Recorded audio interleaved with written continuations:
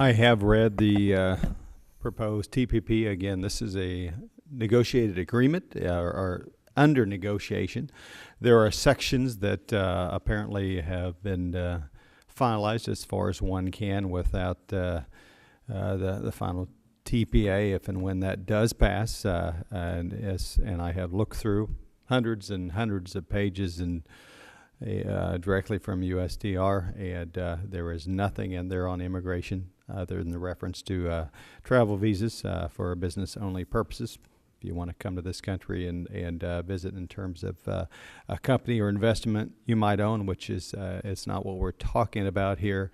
But as far as the comprehensive immigration thing, there is absolutely no language provided to me that by USTR as under that agreement, but recognize as well that there are a number of proposals in there. Immigration is not one of them. U.S. has made a number of proposals that have yet to be accepted, and vice versa.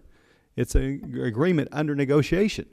And so there are provisions in where our country has said we want to do this, and every other nation says, well, we like that in part.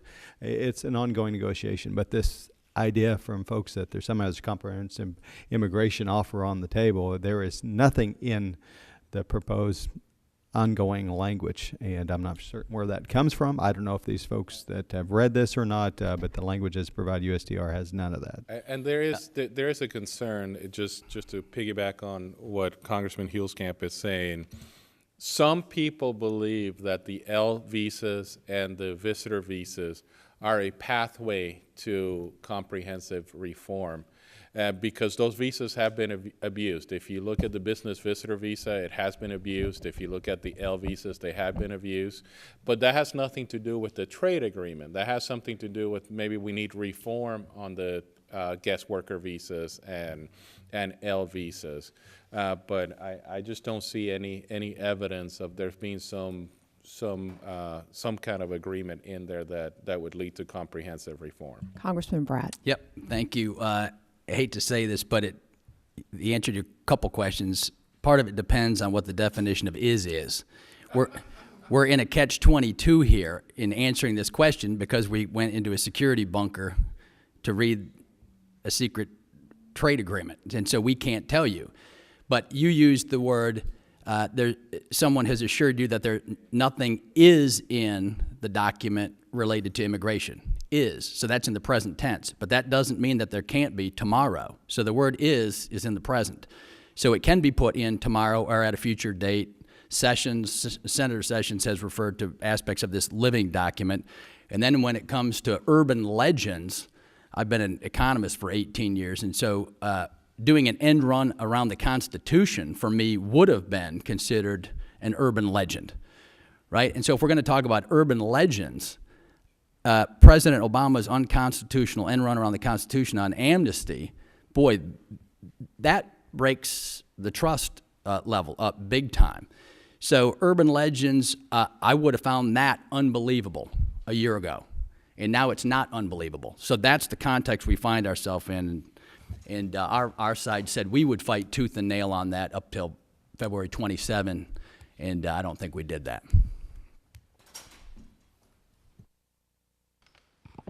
Hi, switching gears a little bit, I'm Tamar Hallerman from C-Cube Roll Call. We're starting to hear rumblings around the Hill about the possibility of another Ryan Murray-esque budget deal later in the year.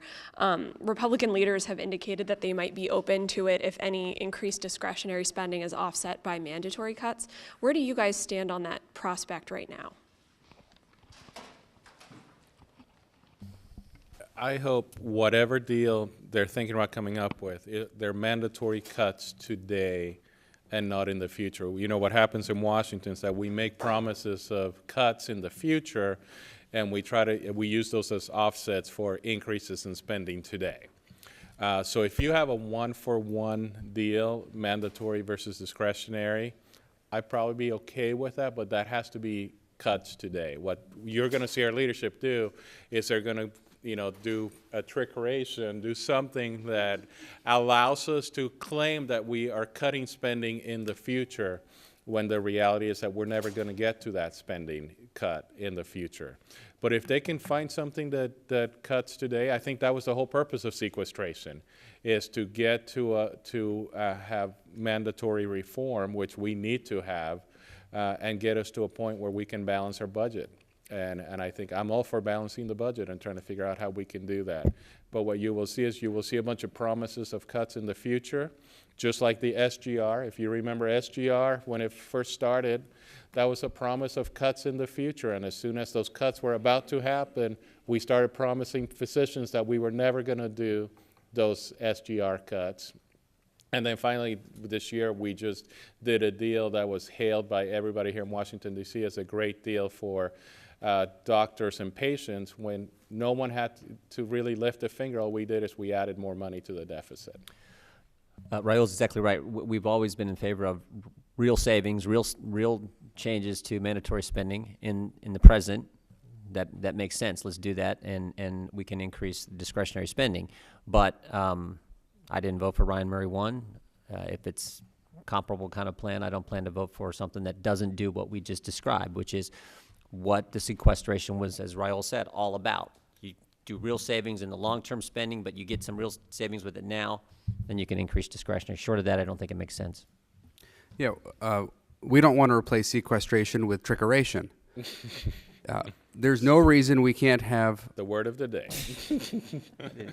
There's no reason we can't have discretionary cuts now and mandatory cuts now and in the future. We have an $18 trillion debt. We have to get our house in order.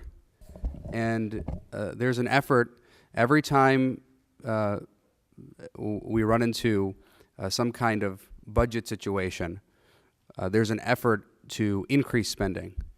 And there are accounting gimmicks put in place where spending goes up now and there's a promise of cuts in the distant future. And we're not going to stand for that. I think the press can be hugely helpful on this budget context. In the budget committee this year, we tried very hard to stay within the caps. And in the short run, sequestration is kind of the representative of pain that we're talking about. But actually, sequestration is a small amount of pain in comparison with the big picture. The debt's $18 trillion. You scroll to the bottom of the debt clock, the unfunded liabilities are $127 trillion. Those 4 programs plus interest will take up all federal revenues by 2032. So this year in the Budget Committee, we had some mild drama having to do with OCO in the defense budget, right? A $20 billion will fine, pay for, or not, that was the issue. By 2032, if those 4 programs take up all federal revenues, how much does that leave for defense? 0. So if the press thinks sequestration is a story, there's a much bigger story to be had that frames everything going forward. And I want to comment on your Ryan Murray question as well. My big objection to Ryan Murray was that it treated Western states like colonies. Once again, taking money from the states because Washington thinks it can spend it better and smarter.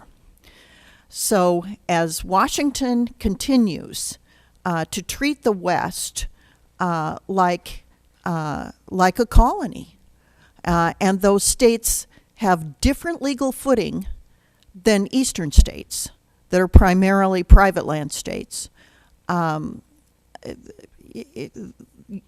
We create a difference in the way Western states are perceived and treated, turning Western states into supplicants to the federal government, even though it was the states that created the federal government in the first place. Hi, I'm Christina Peterson with the Wall Street Journal. For the handful of people who are still wavering on TPA, there's an effort in the Senate to attach an XM reauthorization to TPA. How would that affect your vote? It sure makes it an easy decision. I would solidly vote no. Yeah, that would be a solid no for me as well. All right, let's go. It goes without saying. Melissa here, and then we're going to come back here and up here. Go ahead. Hi, I'm Melissa Quinn from the Daily Signal. I'm just piggybacking off of that. What would your plan be if TPA was sent back to the House with EXIM reauthorization included? To vote no. All right, very back here. To make sure I was on the floor of the House when they try to voice vote it. Hi there, JC Derrick with World Magazine. I just wondered if any of you were involved in the meeting yesterday with Scott Walker and your impressions, and in particular, if you have any concerns or something you'd like to see him address as someone who you may not already know.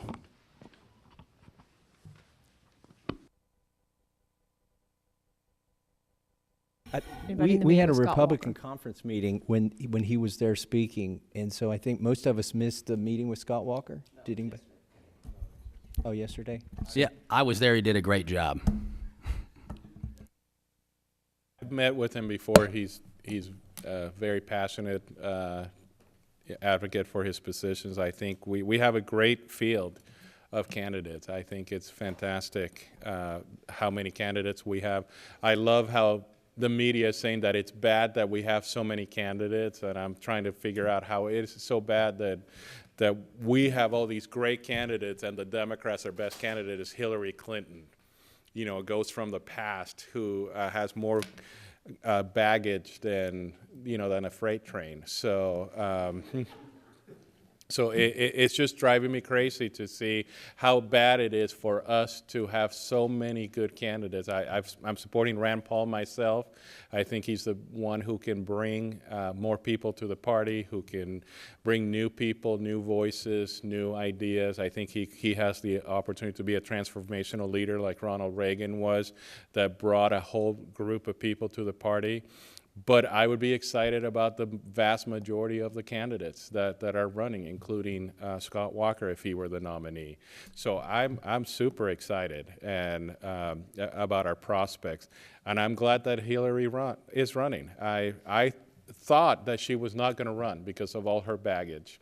I thought that there was no way that the Democratic Party would allow her. And that she would allow herself to be put in a position where all those things have to be brought up again and again and again and again. So I hope you guys in the media ask her the tough questions, because you don't flinch from asking Republicans tough questions, but you seem to flinch a little bit from asking Hillary Clinton tough questions. She has a horrible record. She has a horrible record as a senator. She has a horrible record as the Secretary of State. She has a horrible record in defending her husband and all the things that he did as a man, as who he had deplorable issues in his life, and she defended him. And you need to go after her, and you need to go after Bill Clinton. Bill Clinton has been a con man his entire life. Now we're finding out all these things that we know about the Clinton Foundation, how they have enriched themselves through the Clinton Foundation, and nobody seems to be concerned about those things. So, yeah, I have pretty strong feelings about it, and I feel pretty good about our chances. My chief of staff reminded me, you talk about how great the field is. I agree with Raul. The field is tremendous on our side, but by comparison, I think it was the 96, I can't remember what year exactly, but we had a guy, Maury Taylor, spent a bunch of his own money, ran for president. 96, and I think he finished 8th place. Look at this field and look today who's in 8th place. It's someone like Bobby Jindal, successful governor, great candidate. That shows you the quality of the field on the Republican side. So I'm excited about all of them. Scott Walker did he's a great guy. I'm sure he did a great job. I stopped over and said hello, but had another meeting. But Raul's point about the quality of the Republican field, I think, can't be stated enough. Good.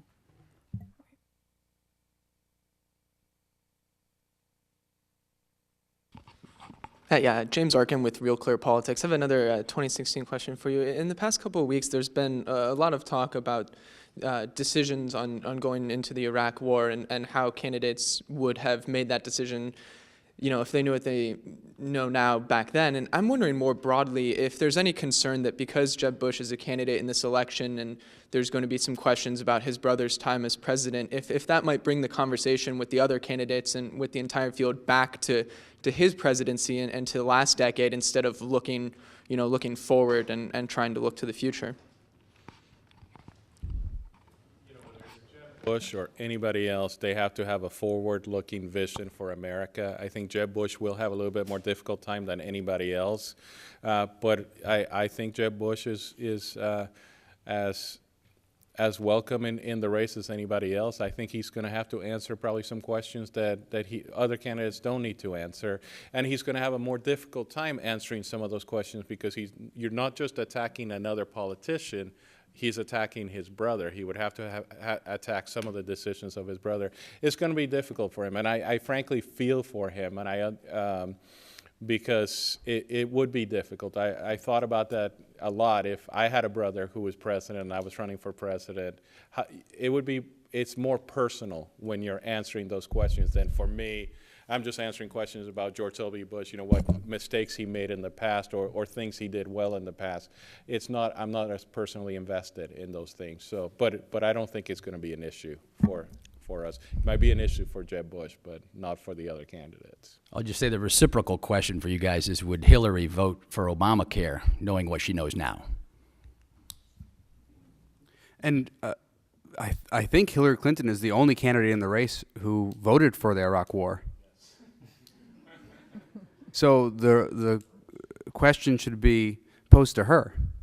And, we've got a great field. I'm also supporting Rand Paul. But we have a great field. And I would take most of our candidates over Hillary Clinton. Maybe not all, but most. All right, final question back and here. And interesting, I'm glad Justin said what he said.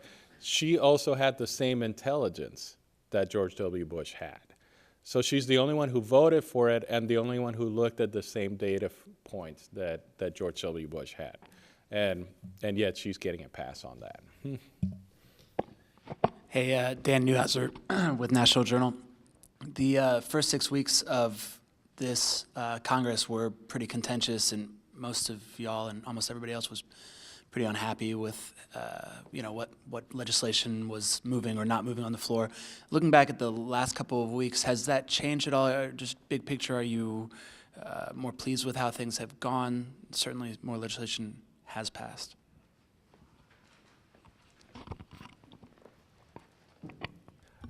I still have a concern with the process, and that was my frustration. Last Congress, that's frankly why I didn't vote for the speaker, and the process is still broken. Yeah, we can pass a lot of bills on suspension. We can bring bills under closed rules and pass them, but all 435 members here are still not getting a real chance to affect the product.